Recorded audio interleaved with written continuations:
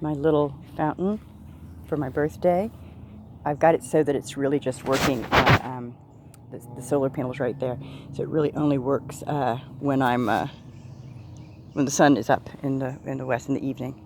These, look at them, they've gotten big. Sure enough, that was a milkweed. And the buds are pink. I wonder if this is a pink milkweed. I don't remember, but I got something, I think in the mail, and I was so excited about it, and so there we are. Oop, not doing well with this right now. Okay. And then my lovely black lace is doing well there. Elderberry. And carrots. They're going. I think I might want to put those in the garden and I read about just taking carrots and putting them in the garden for their pretty flowers and then letting them self-seed. But then I've got a lot of those seeds left over, so maybe we'll try eating them and then I'll also self-seed. I'll seed them. This eggplant, which by rights, because of all this shade right here, should not maybe be doing as well as it is, but it's doing great. And it had always been doing great, but look, there's no bug damage. I'm going to show you the other one. It's not so good. But this one was the one that was really doing well from the beginning. And now it's doing well. It's starting to get little buds on it. Right here in all this kind of shade under the tree here. Kind of a surprise. My beautiful alliums have gone over, and that's fine. It was their time. Need to cut those up. Look at where that eggplant is way back there. And now these babies have opened. And they're wacky. Those are 7 feet tall, easy. And I've trimmed back all of the rose bushes, the knockout roses. And some of them are doing well, like these. These are really shooting up. Some are kind of taking their time shooting up. New growth. But everybody's doing okay in here. And my tomatoes. I accidentally broke off a branch of my cherry tomato, so I stripped it down some and dropped it in the ground. Maybe it will reproduce itself. But look, I've got those cherry tomatoes are starting to color up. So they're bigger than I thought they'd be. I have let this parsley go to seed, well, go to flower at this point, just to see what happens. I gave some comfrey to some friends, and so that's gotten all weeded out. And then there's my big Cherokee purple. That one down there's got a hole in it. Might need to take him out. But look at how thick those stems are. I mean, that's quite something. I haven't done anything. I just put them in the Miracle-Gro.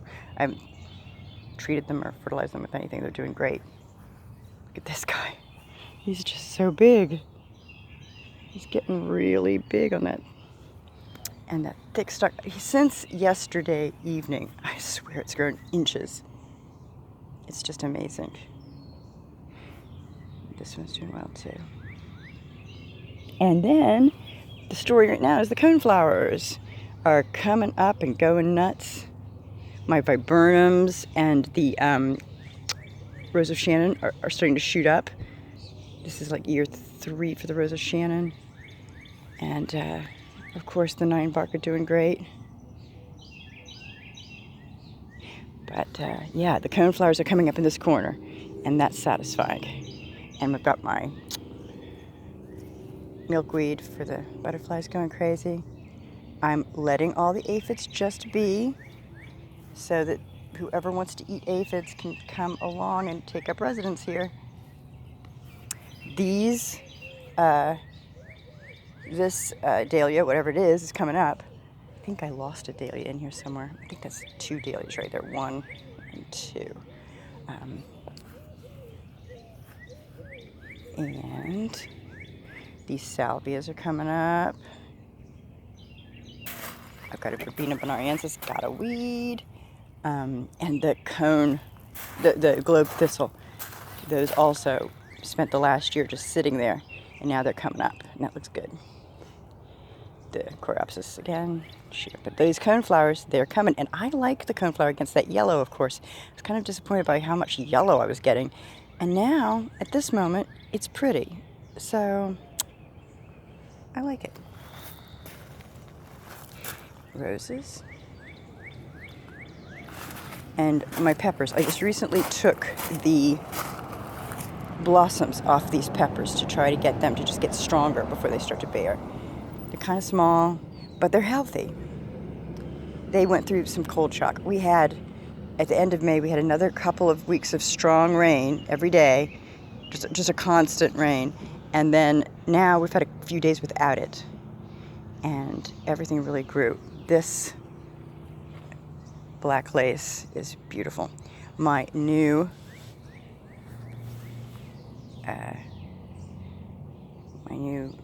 nine bark, my new crepe myrtle, those are taken off. Their new growth is quite nice and quite healthy. And my dahlias that are the Cafe au lait are getting buds on them. They've been just attacked by the snails, but they're starting to get big enough to outgrow it.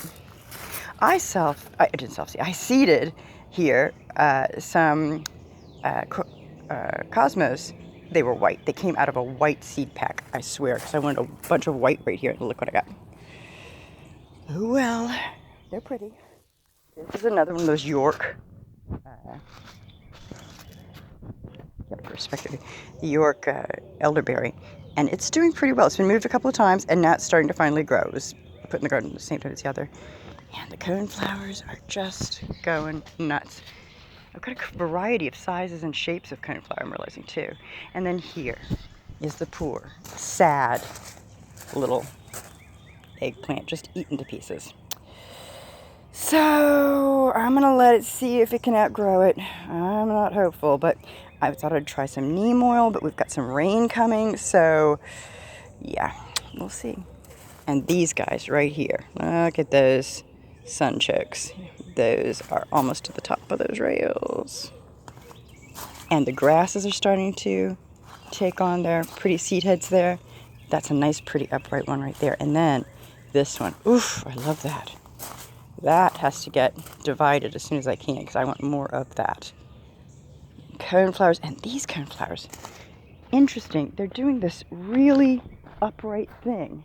They're just like a tower of coneflower. I don't know, that's a strange habit. And they're coming up. Look at these different habits, different flower shapes, and some of them are coming on hardly with any petals. And the color on that one is gorgeous. But I guess they're kind of hybridizing themselves. This needs to be weeded. But this grass is lovely. Can't see it too much there, but it's a lovely shape to it. And this, finally, okay, so my seedlings that had dropped a couple of years old now, right there from the Artemisia, the wormwood, those are doing great. So I'm going to have those, and it looks like there's 3 of them there. And those are my Cosmos. Don't remember what color they were, but doesn't matter what the seed pack said because you don't know what you're going to get. And then those zinnias are supposed to be all pinks. And they're coming up. And my little baby Vitex as a birthday present, doing nicely, pretty happy. Should like it here. These are coneflowers. Did them from seed. Some what are supposed to be some giant dill. Is that what that is? I don't know. They're gonna have pretty seed heads. And here I transplanted the oregano. It's doing pretty well. The oregano I didn't quite get to dig up was doing pretty well too. So here where it's nice and dry, I thought that these 3 different lavenders and the oregano and the basil should like it here, warm and relatively dry. I've got some sage I tried to rescue over there from the driveway garden on the other side of the house. See how that does. These were ones that I'd bought, and I just chopped them up to make some pesto. It was good. First pesto of the year. So there we go. The garden. I'm going to real quickly document. These Susan Swetnam's daylilies that I moved here.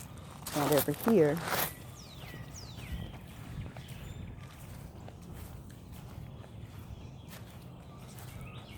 some right there. These are short ones. I don't remember the color, but I remember they were pretty and short, so I put them here among these lilies from Easter from a long time ago. So those are coming along among the coneflowers and the globe thistle and the coneflowers. Yeah, look at that. Woohoo!